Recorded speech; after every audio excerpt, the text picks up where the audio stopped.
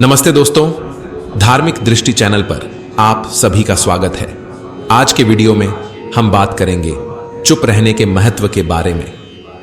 श्री कृष्ण ने भगवद गीता में हमें यह सिखाया है कि कभी कभी चुप रहना भी बड़ा महत्वपूर्ण होता है। चुप रहने का महत्व अद्भुत और महत्वपूर्ण है। चुप रहने से हम अपने आत्मा को शांति और स्थिरता प्रदान करते हैं, जिससे हम अपने आत्मविकास की दिशा में अग्रसर हो सकते हैं। चुप रहना व्यक्ति को अपनी भूमिका को समझने और अपनी भूमिका का सही तरीके से निर्वहन करने का एक माध्यम भी बनाता है। श्री कृष्ण ने यह भी बताया कि चुप रहने से हम अपने आत्मा के साथ मेलजोल बनाए रख सकते हैं और अपनी मानवता की समझ को बढ़ावा दे सकते हैं। चुप रहने का यह आदर्श एक सशक्त और संतुलित समाज की दिशा में हमें आगे बढ़ने में मदद कर सकता है। उन्होंने हमें यह बताया है कि जब हमारे विचार सही होते हैं और हम अपने कर्मों में पूरी तरह से समर्थ होते हैं तो हमें चिंता करने की आवश्यकता नहीं है। श्री कृष्ण का यह उपदेश हमें बताता है कि जब हमारे आत्मविश्वास में अभाव होता है, जब हम अपने उद्देश्यों की प्राप्ति में संदेह करते हैं, तब हमें चुप रहकर अपने आत्म समीक्षा में समय बिताना चाहिए। ये वीडियो हमें यह सिखाएगा कि चुप रहना भी एक प्रकार का सशक्तिकरण हो सकता है। ये वीडियो हमें यह भी सिखाएगा कि कैसे हम अपने मन को शांत करके अपने लक्ष्यों की प्राप्ति में सफल हो सकते हैं और जीवन को सफलता की ऊंचाइयों तक पहुंचा सकते हैं। चलिए दोस्तों, इसको विस्तार से समझते हैं, लेकिन उससे पहले अगर आप चैनल पर नए हैं तो चैनल को सब्सक्राइब करना न भूलें। दोस्तों, हम नियमित रूप से किसी न किसी शोर या उत्साह से घिरे रहते हैं जो हमारे शारीरिक और मानसिक स्वास्थ्य पर बोझ डाल सकता है। इसलिए कभी कभी यह आवश्यक है कि हम कुछ समय के लिए पूरी तरह चुप रहकर अपने आत्मसमर्पण में विश्राम करें। यह आपके स्वास्थ्य के लिए लाभकारी है। क्या हम हमेशा शोर और शराबे के बीच नहीं रहते? लगातार लोगों की बकबक और गाड़ियों से तेज म्यूजिक की आवाज, ये सब हमारे तनाव का कारण बन सकते हैं और हमारी नींद को प्रभावित कर सकते हैं। लेकिन क्या हम कुछ समय के लिए इन सब से दूर नहीं रह सकते? जी हां, हम खुद के साथ वक्त बिताकर और थोड़ी देर के लिए सिर्फ अपने विचारों के साथ शांति का आनंद ले सकते हैं। इंसान के सभी दुखों का कारण बोलना ही है, क्योंकि आवश्यकता से अधिक बोलना ही दुखों का कारण बनता है। इसलिए कम बोलें, सटीक बोलें, मधुर बोलें और सबसे जरूरी, जितनी आवश्यकता हो उतना ही बोलें। वाणी यह बोलना ही नहीं, बल्कि मौन में भी शक्ति होती है। इसी कारण धर्मों में मौन को बहुत महत्व दिया गया है।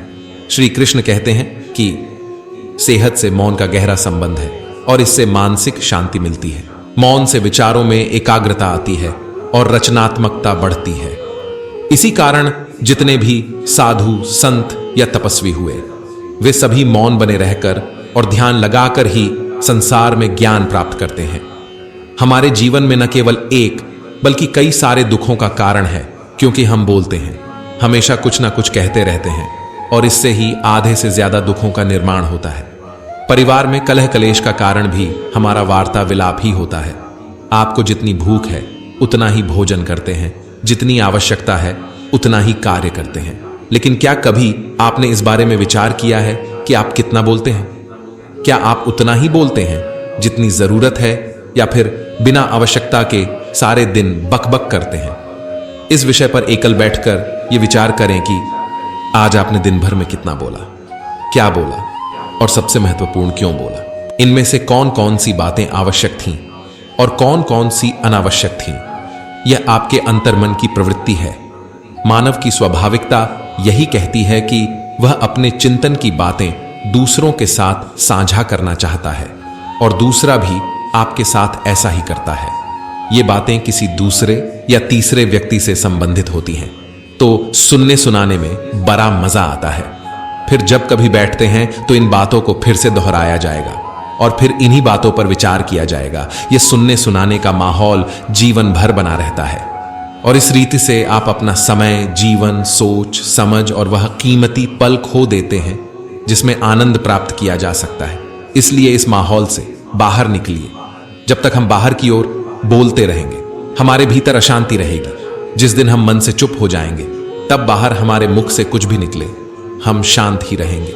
दुनिया में जितनी बुराइयां हैं, परिवार में तकलीफें हैं, पति पत्नी में विवाद है, सब बोलने के कारण ही होते हैं। हम चुप रहना नहीं चाहते, हमेशा कुछ कहना चाहते हैं, लेकिन बेकार की बातें करना ऊर्जा की बर्बादी है। इसलिए जितने भी ज्ञानी और संत हैं वे एकांत की दिशा में जा रहे हैं, क्योंकि उन्हें अधिक बोलने और अधिक सुनने से बचना है। लेकिन आप इस दुनिया में रहते हुए भी एकांत पूर्ण रह सकते हैं।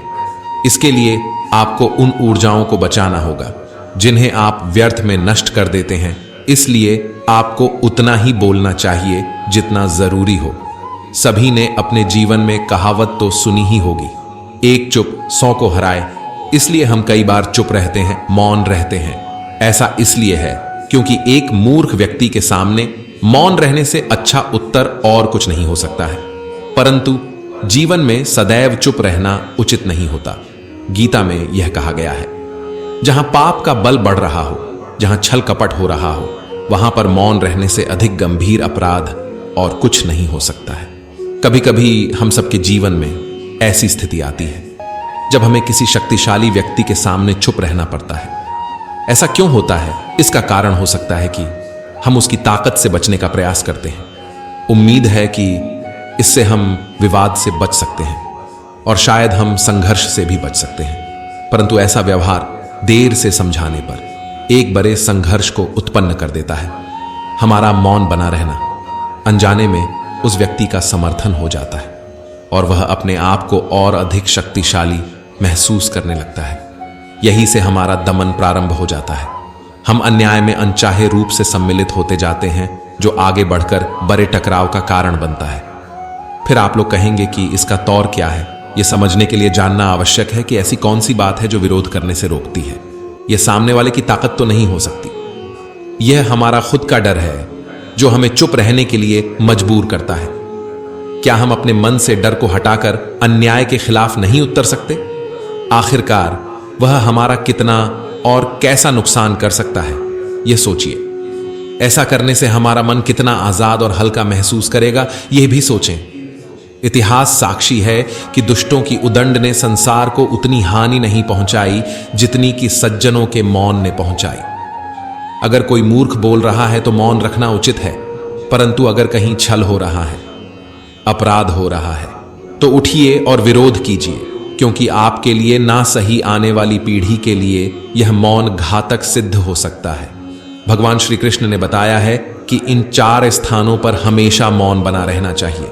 जब कोई व्यक्ति तुम्हारे सामने किसी तीसरे व्यक्ति की नकारात्मक टिप्पणी कर रहा हो, तब तुम्हें चुप रहकर सिर्फ सुनना चाहिए।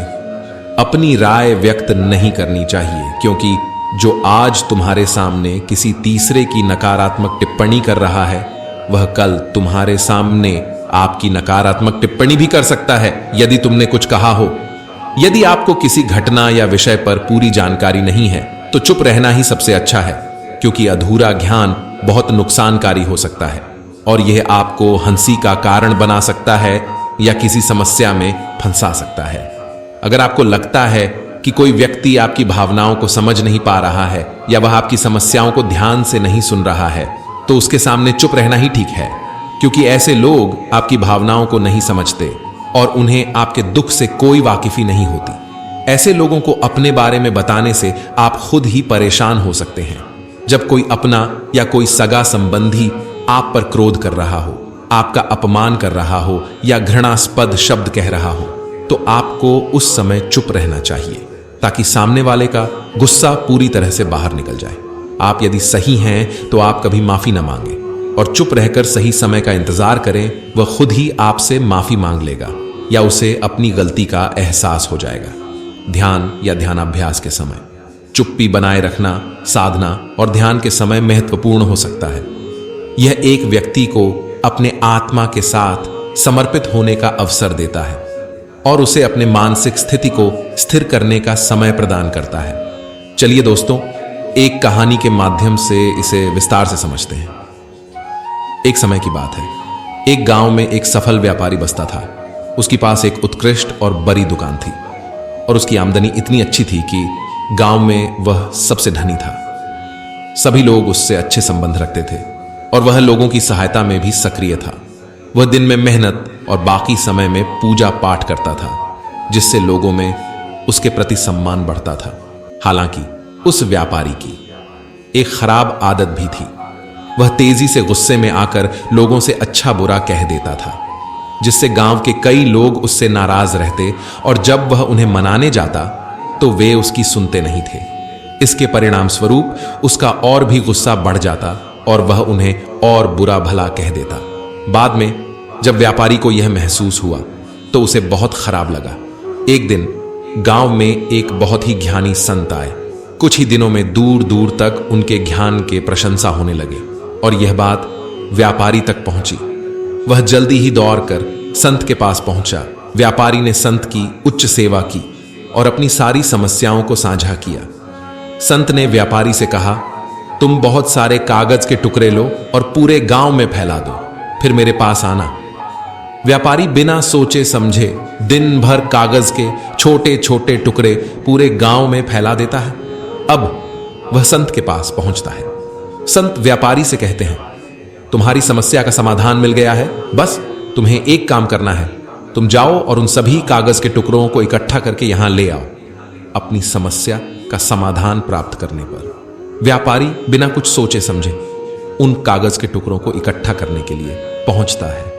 बहुत देर का प्रयास करने के बाद व्यापारी को यह अनुभव होता है कि यह काम करना तो नामुमकिन है।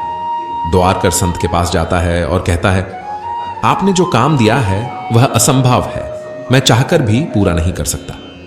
संत मुस्कुराते हैं और कहते हैं, बेटा, मैं भी यही कहना चाहता हूं कि किसी को कहे अपशब्द वापस नहीं आ सकते, इसलिए हमेशा सोच समझकर बोलना चाहिए। आज के बाद तुम इस बात को अच्छे से मन में बिठा लो, चाहे कुछ भी हो जाए, तुम्हें किसी को अपशब्द नहीं बोलना चाहिए। साधु से मिले इस ज्ञान से व्यापारी की आंखें खुल जाती हैं और वह दोबारा किसी को गुस्से में कुछ बोलने वाला रहता है तो उसको कागज के टुकड़ों का उदाहरण याद आ जाता है।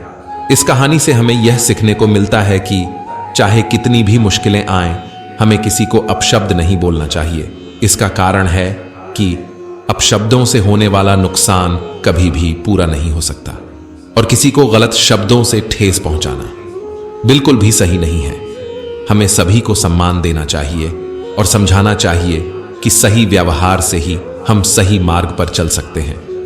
इसके बजाय हमें धैर्य और सभी के साथ उचितता से बर्ताव करना चाहिए ताकि हम सभी मिलकर समृद्धि और एकता की दिशा में आगे बढ़ सके।